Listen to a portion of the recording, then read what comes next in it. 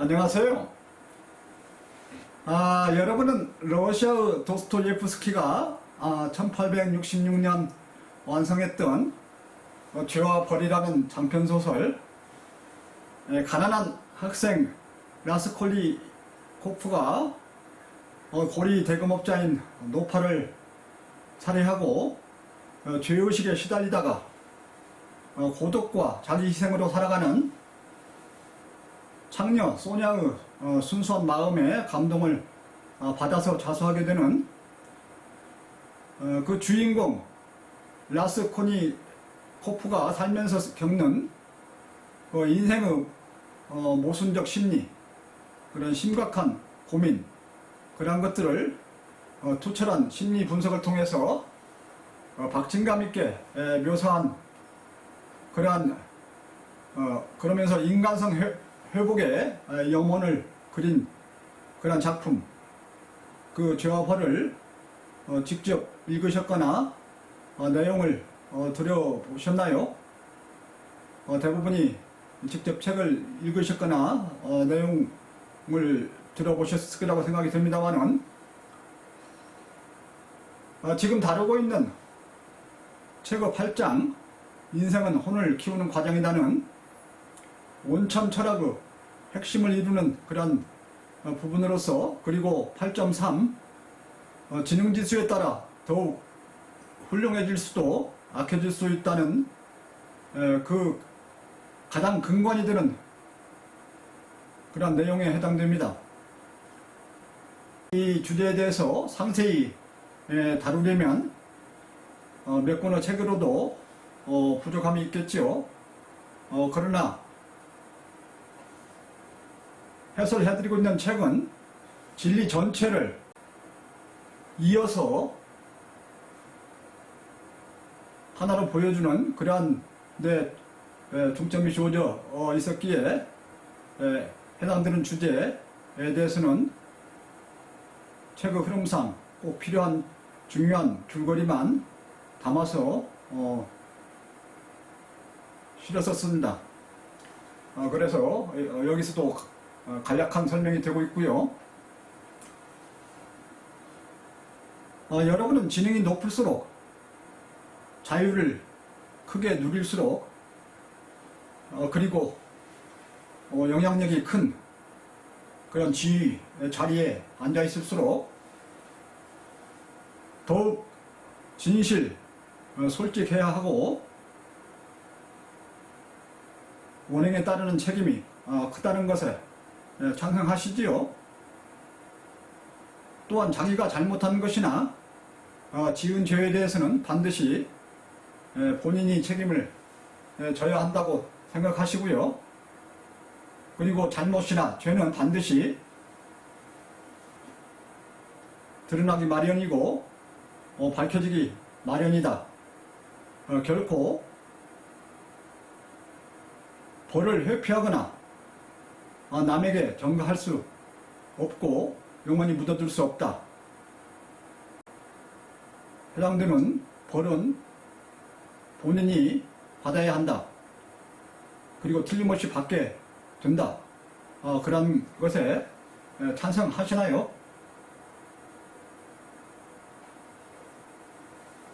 여러분은 한국어 현 정치와 사회의 진실함과 염치와 양심이 잘 작동되고 있고,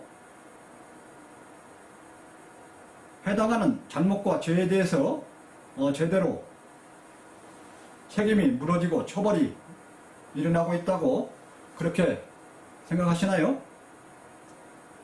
특히 정치에 있어서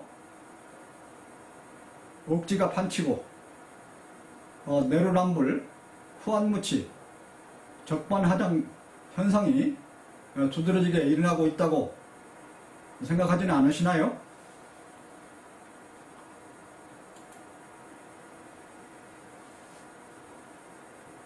본 내용에 들어가기 전에 지난주에 설명을 드렸던 내용의 요약을 먼저 해드리도록 하겠습니다. 지난주는 그 이전 주에 말씀드렸던 내용을 보다 구체화하는 책의 8.3 지능지수에 따라 더욱 훌륭해질 수도 악해질 수도 있다. 그러한 제목으로 되어 있는 8.3에서 거기에는 6개의 소재들이 있는데요. 자유는 삶과 어떤 관계가 있는가?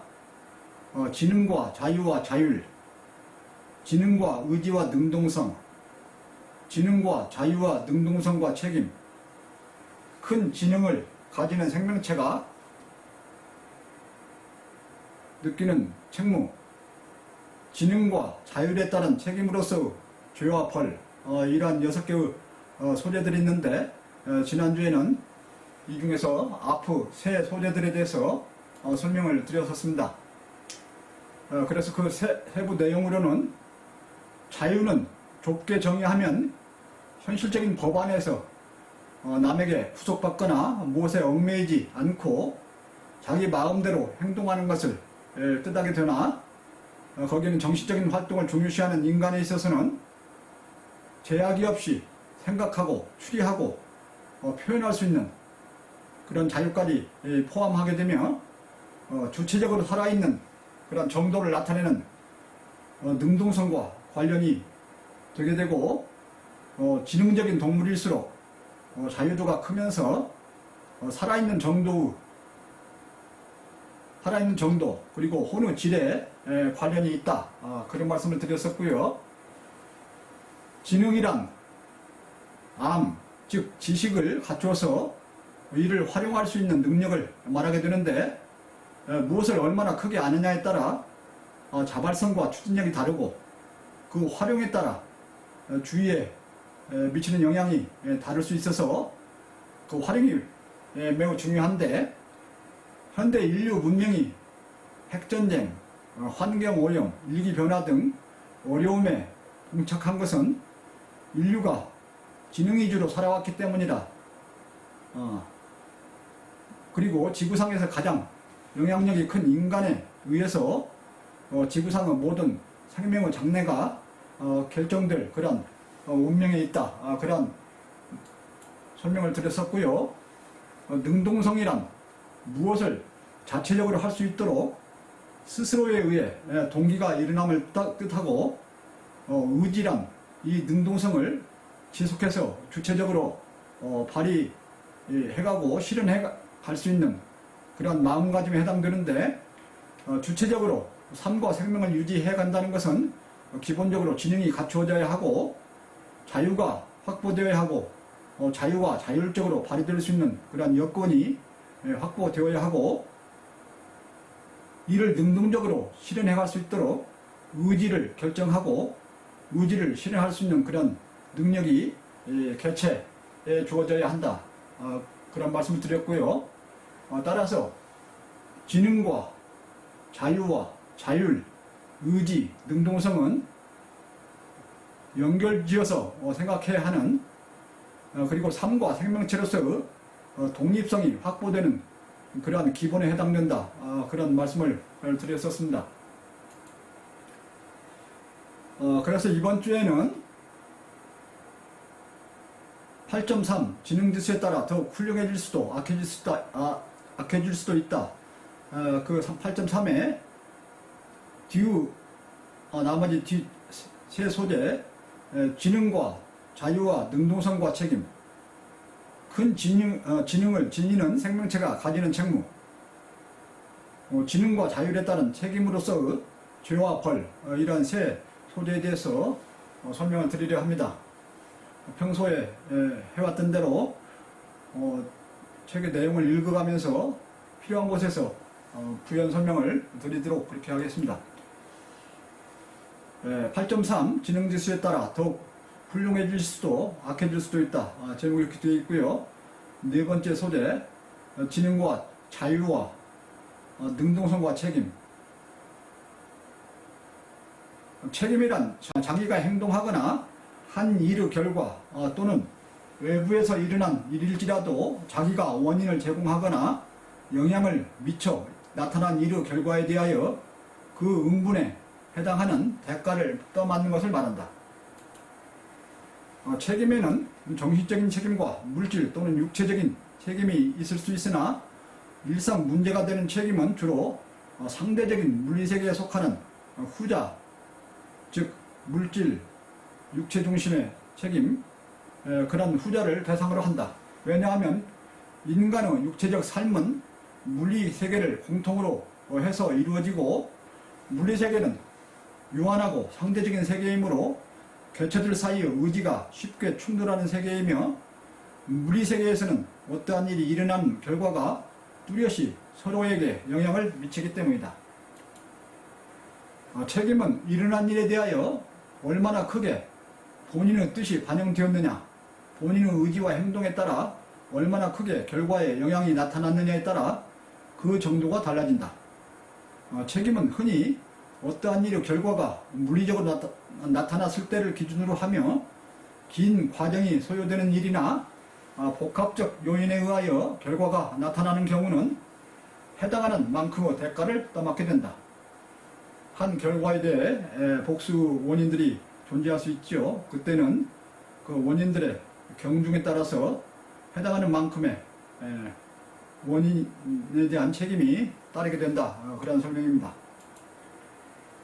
사람에 있어서 모든 일은 혼이 주도하고 있고, 혼이 육체를 제어하고 관리하고 있음에 따라 이에 따라 나타나는 정신적인 영향이 육체적인 책임으로 귀결되는 것이 보통이다. 다만 어떠한 경우에는 순수하게 정신적인 영향만 줄 때가 있는데, 이때에도 정신적 영향이 언젠가 물리적 영향으로 나타날 가능성을 고려한다. 일반적으로 정신적 영향이 오랜 기간에 걸쳐 다각적으로 효과를 나타내며 순수하게 물리적인 영향만 미쳤을 때는 단발적인 경우가 대부분이다.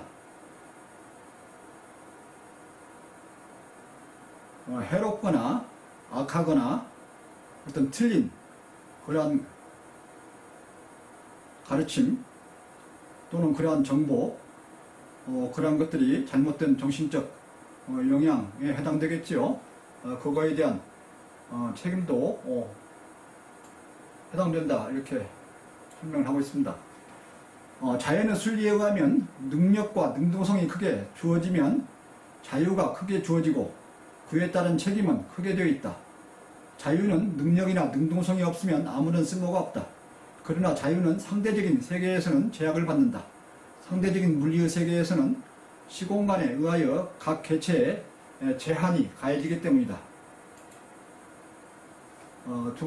오늘의 두 번째 소재로서 큰 지능을 지니는 생명체가 가지는 책무.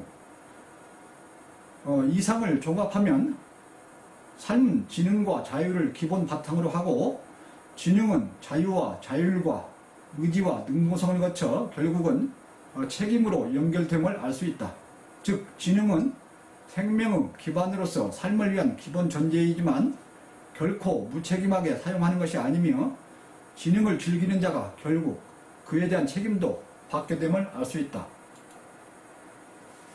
자식은 자신을 낳아준 부모에게 책무가 있듯이, 이 우주 존재자로서 또는 정신을 가지고 살아가는 생명체로서 느껴야 할 가장 궁극적인 책무는 신에 대한 책무가 될 것이다.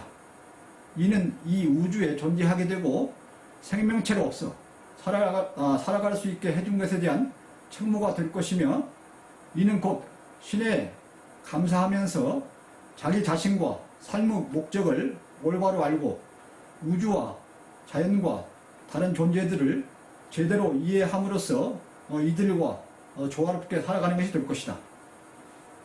다시 신이 언급이 되고 있습니다만, 제가 말하는 신은 특정 종교 또는 어떤 지어낸 신이 아닌 어떠한 물리적 존재보다 먼저 있는, 그리고 물리적 존재들이 있게 하는 이치, 그러한 이치 자체를 신이라고 한다, 이렇게 말씀을 드려왔지요. 참고해 주시고요. 살면서 부정적인 책임을 짓지 않으려면 올바른 혼에 의해 올바른 진리를 알고 그 진리를 바르게 행하는 것이어야 하며, 이 경우에는 적어도 지상에서 상대나 주의를 이롭게 하고 편하게 하여 부정적인 책임이 아닌 긍정적인 책임, 즉 보상과 좋은 평가를 받게 되는 것이다. 자유를 진리에 따라 사용하였을 때 일어나는 그러한 효과, 그런 효과를 자유에 대한 순기능적인 그런 보상이라고 저는 보고 있고요. 그렇게 말하고 있습니다. 이같이 지능에 따라 일어난 책임 문제는 인간이 유한 상대적인 물리세계에서 살아가고 있기에 발생하기도 하지만 인과응보적 성격을 띠기도 한다.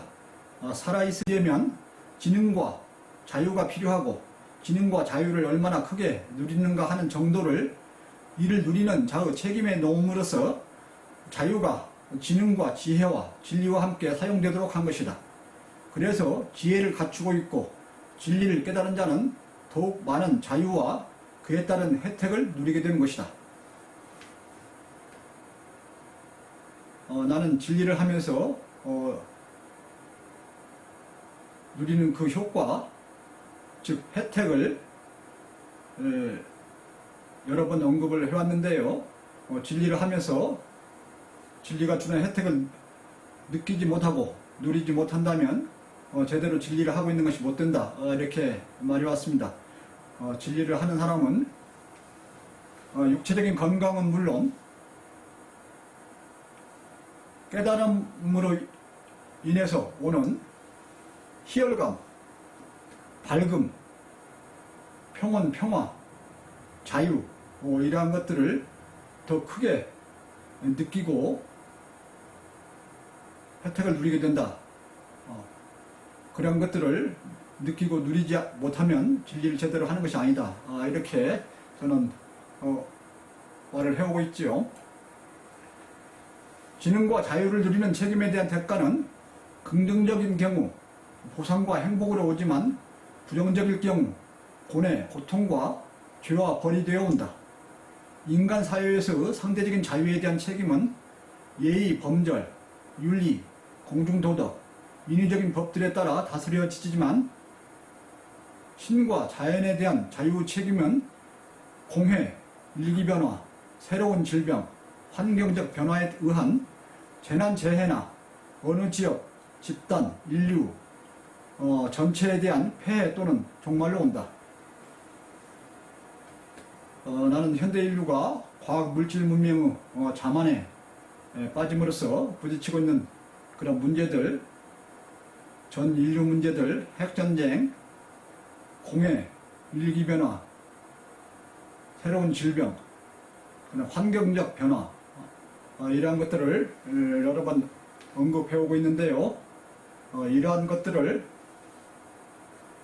인류 자만에 의한 신에 대한 공격 그리고 그에 대한 대가로 자연에 의해서 일어나는 그런 문제로 그렇게 말을 하고 있습니다. 인류 전체가 잘못을 저지르고 죄를 저지른 그런 대가는 자연을 통해서 온다. 이렇게 저는 말하고 있습니다. 지능과 자유와 자율과 의지와 능동성을 포기한 자에겐 어떠한 책임도 물을 수 없다. 그러나 인간이 생명체로서 존재하는 한 이들을 완전히 포기하는 일은 불가능하며 어떤 경우에도 상대나 주위에 최소한의 영향을 미치는 것이다. 이에 따라 무지에 대한 책임과 게으름에 대한 책임도 본인이 지게 된다. 무지에 대한 본인의 책임, 인생을 육체를 수단으로 해서 진리를 깨닫는 그런 과정으로 보는 그런 온천 진리의 그런 시각에 포함되어 있습니다. 인간으로서 이 세상에 태어난 한 감사하며 살 의무는 있어도 주위를 해롭게 하거나 자살, 타살할 권리는 없다. 신과 자연에 감사하며 살 의무는 있어도 자연을 원망하거나 부모나 조상을 원망하거나 신이나 자연을 원망할 권리는 없으며 더구나 자살하거나 남을 해칠 권리는 인간에게 주어지지 않는다.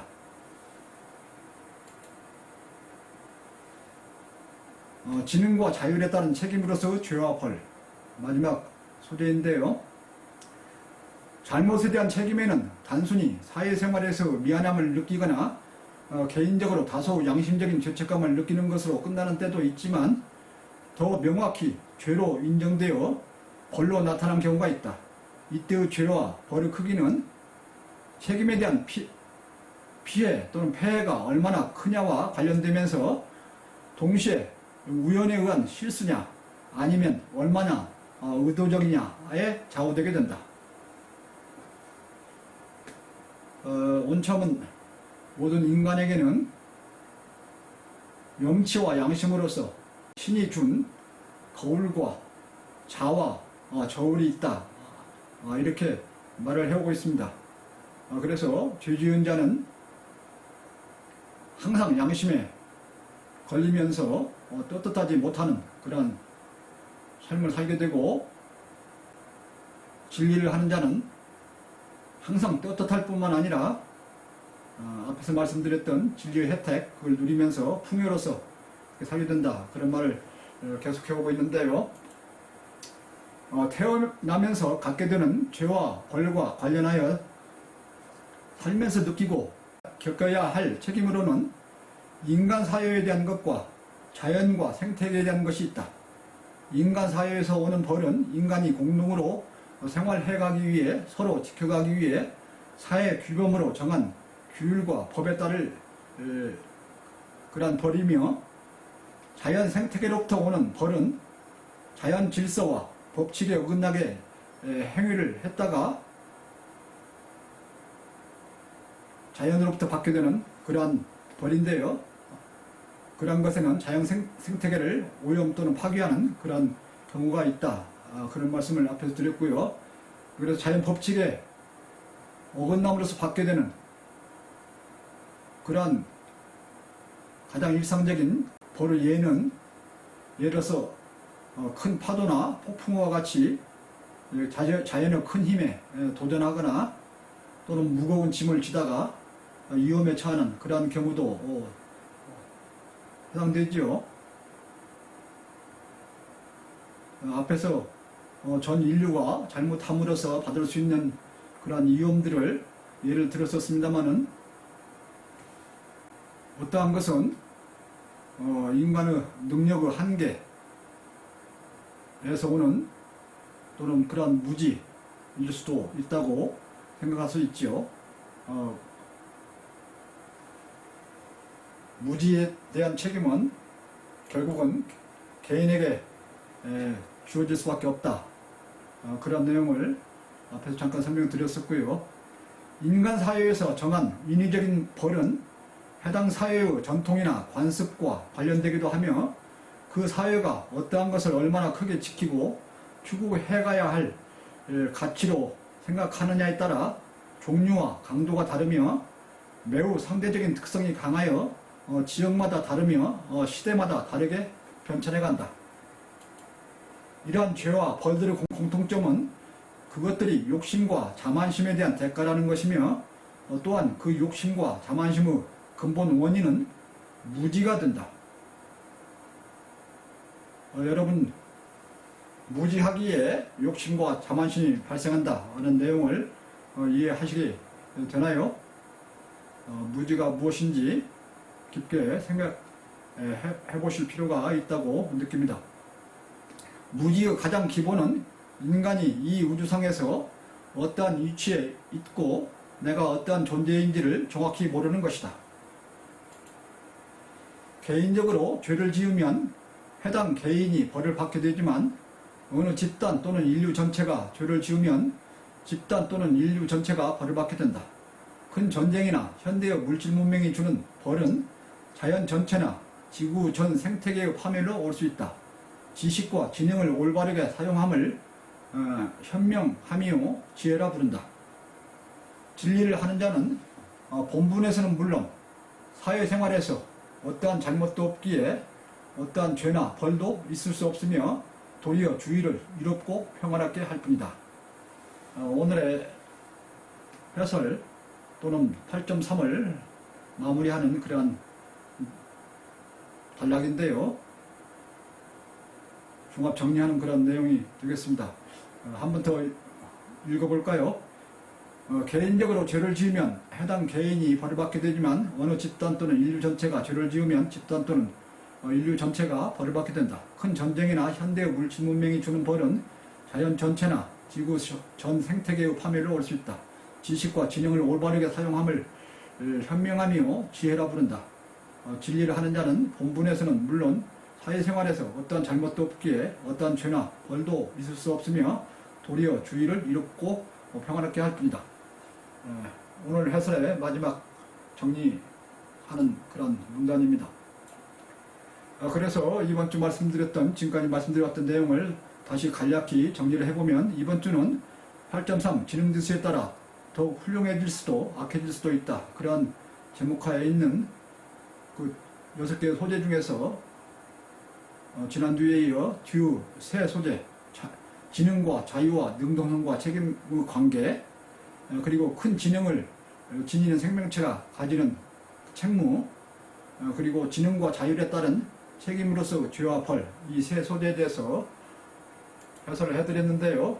그 세부 내용으로는 지능의 자유로운 사용에 의한 책임은 자기가 한 사고와 언행으로 주위에 미친 정신적 그리고 물질적 영향에 대한 책임이 되며, 지능이 높을수록 영향이 크면서 책임이 크게 된다. 그런 내용이 있었고요. 높은 지능을 가진 영장류인 인간에게 있어서는 그 책임은 유한 상대적인 물리세계에서 살아가기 위한 예의 범절, 윤리, 공중도덕, 인위적인 법들에 대한 것이기도 하지만 정신을 크게 가진 존재로서 공해, 일기변화, 새로운 질병, 환경적 변화에 의한 재난, 재해나 인류 전체는 물론 지구상의 모든 생명들에 대한 폐해와 관련한 책임, 자신을 존재하고 살아가게 하는 자연과 신에 대한 감사, 그렇게 감사하며 살 의무는 있으나 자살하거나 남을 해칠 권리는 없다. 그런 내용이 있었고요. 자신이 저지른 잘못이나 죄에 대한 책임은 폐해의 크기와 동시에 의도성에 좌우되게 되며 그 벌은 기본 예의, 공중도덕, 사회규범, 염치와 양심, 법을 거쳐서 자연 질서와 신에 대한 경외로서 오게 되며, 죄와 벌의 공통점은 욕심과 자만성의 대가라는 그런 내용이 있었고요. 그리고 또한 그 욕심과 자만심의 근본 원인은 무지이다.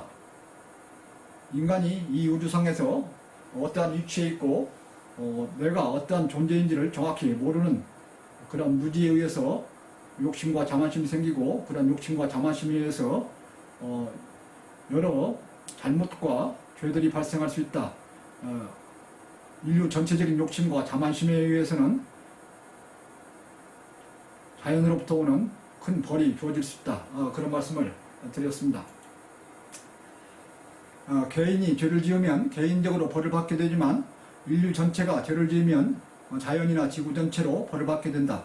진리를 올바로 한 자는 어떤 죄나 벌이 없으면 물론 반대로 주의를 이롭고 평화롭게 한다. 즉 진리를 한다는 것은 자기 자신에 대해서, 그리고 자연에 대해서, 우주에 대해서 모든 것을 정확히 이해함으로써 잘못이나 그런 죄를 짓는 일을 하지 않게 된다. 죄를 짓는 일을 하지 않으면 물론 차라리 주의를 더 이롭게 한다. 그런 내용이 있었고요. 오늘 설명드린, 해설해드린 그런 내용과 관련해서 다른 영상물, 지은 죄에 대한 대가는 지은 자가 일생, 사후, 후대에 걸쳐서 받는다. 결코 지은 죄를 덮거나 남에게 전가하거나 이로부터 도망가려 하지 마라 하는 본 내용과 관련된 그러한 다른 영상물을 별도로 올리고 있습니다. 이것을 같이 참조하시면서 내용을 이해해 주시면 좋겠고요. 그래서 다음 주는 8.4 생명은 일생 키운 혼만큼 넓고 오래 산다. 그런 제목으로 되어 있는데요. 혼은 질과 크기에 비례하여 오래 그리고 넓게 영향을 미친다. 그런 소재와 일생 키운 혼은 육체적 죽음 후에도 남아 계속 영향을 발휘한다. 그런 소재, 그 두 소재에 대해서 해설을 해드릴 예정입니다. 책의 그 중요한 핵심 내용이어서 여러분들의 많은 깊은 이해를 바라고 있습니다. 이상으로 오늘의 해설을 마치도록 하겠습니다. 감사합니다.